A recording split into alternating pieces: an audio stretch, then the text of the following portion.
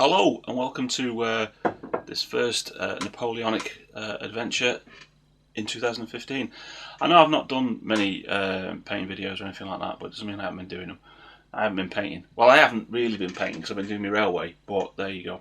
The other thing I'd like to mention is the fact that you may notice at the beginning of this video the titles were different, or there probably weren't any. I had a bit of a computer disaster before Christmas.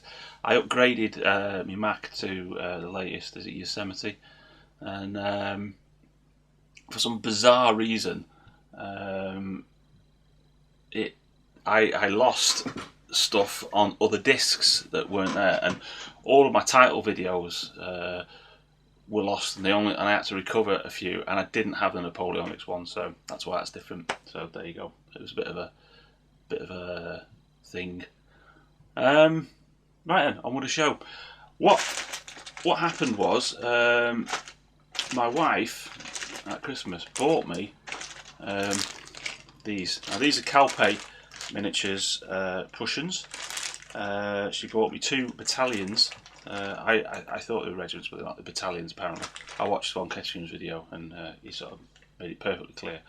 So she bought me 2 battalions of Prussians, musketeers. She bought me a battalion of Fusiliers and some other associated bits and bats for the Prussian army. So there you go. So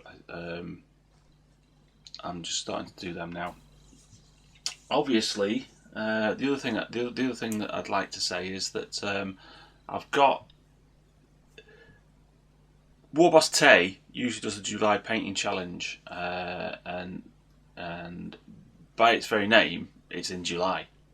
But this year it's in May, because obviously, I don't know whether you remember last year, but last year he wasn't able to really get painting until about a week and a half in, because he's quite busy at that time of the year. So he's brought it forward this year to May.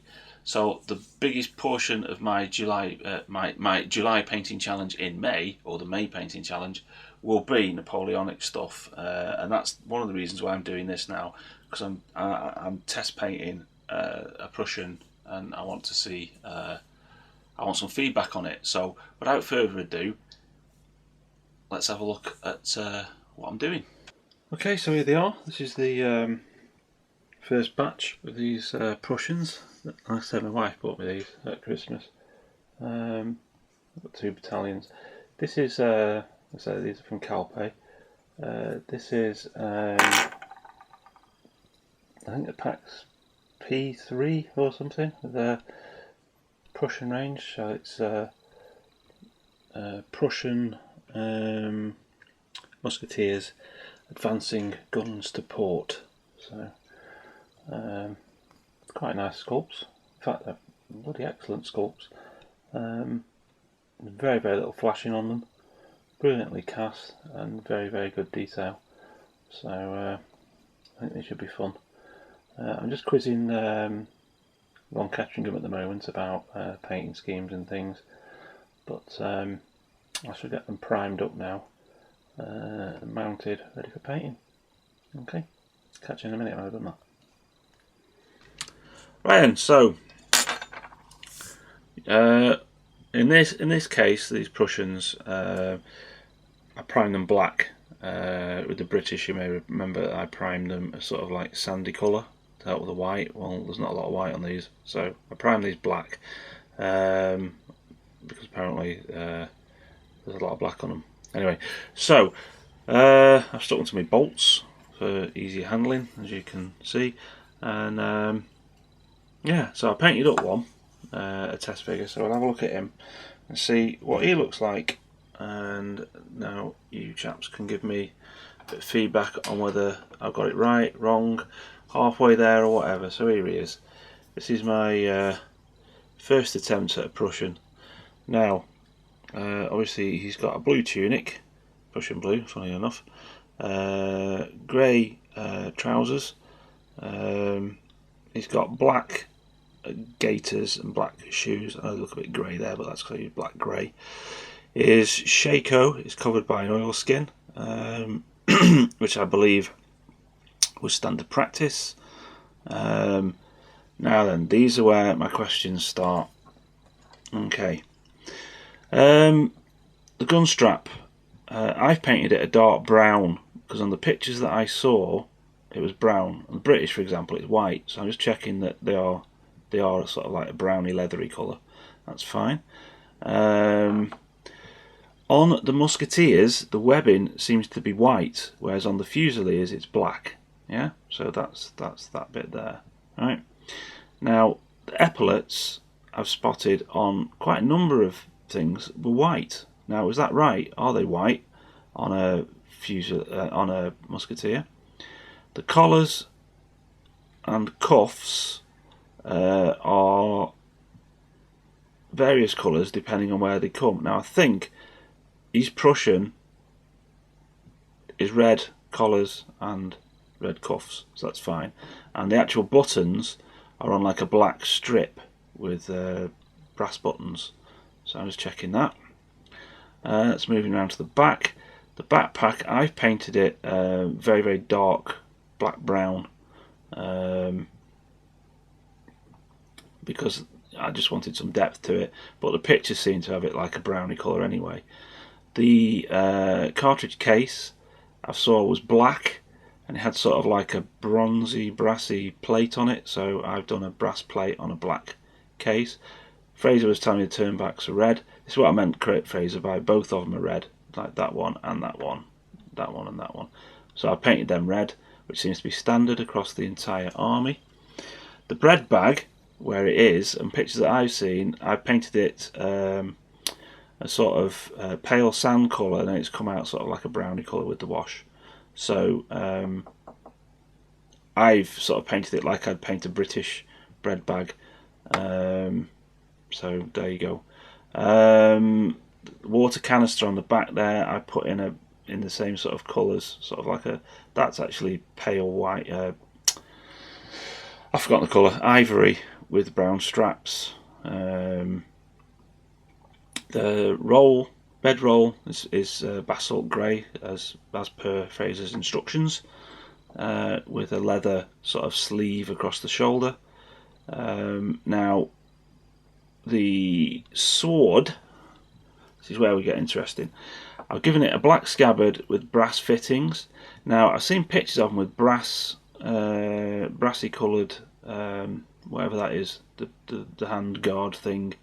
But in this instance I've painted it gunmetal because I wanted a bit of contrast. I don't think that matters. With obviously white straps, because I assume these straps here are the same straps as there. So on a Fusilier I would assume they would be black. Now sword knots. I painted a yellow one here, and I believe that's the second company. I'm not too clear on all the various sword knots, but I'll go and watch your video again, Fraser, so I get to know them. But my question on sword knots is this: is the second company always the colours company? Because obviously on when you see them like in square, like in the attack march column or whatever, like 16 wide. Obviously the colours are going to be on the centre, and they're always seem to be in the second company, so the company that's on the left as you're looking, on the right, but on the left as they're looking, on the right as you're looking. And I think if the second company is the colours company, then the flag bearing companies will always have the yellow knot. Is that right? Or does it really not matter? I just need to know because of what I'm painting up on the front rank, because my command companies for each battalion are going to have a mounted officer with flag and drum, which means that I'm only going to have one figure on the front rank with his gun to port at 45 degrees, or whatever it is, yeah, and the rest of them are in a different pose, so the four on the back would be different. So I'm just asking. Yeah, the epaulets, I've mentioned the epaulets are white, so there's a white epaulet there and a white epaulet there. It's got red collars, red cuffs. Anything else of note? Brass buttons at the front. Yeah, I think that's about it. I think that's all of the stuff that I need to know for this particular bit of the project. So if I'm correct in my thinking, let me know. If I'm incorrect, tell me that I'm incorrect and where I am. Okay, so there he is. I quite enjoyed painting him. He's come out quite nice. I've used my standard method for Napoleonics, which is basically a base colour with a basic highlighting, and I actually didn't use the same dipping technique as I used for the British. What I've done here is I've basically thinned it right down and washed it on, which I think gives a much better, it makes them look a lot better.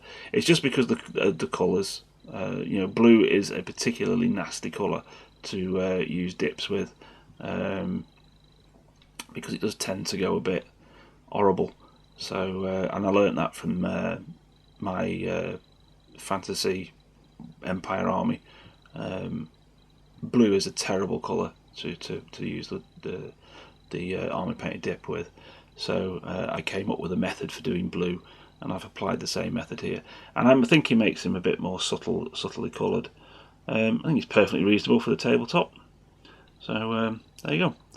Right. So there you go. Any feedback or whatever is much appreciated. The brutal truth is always good before I go and commit to paint another 90 odd Prussians.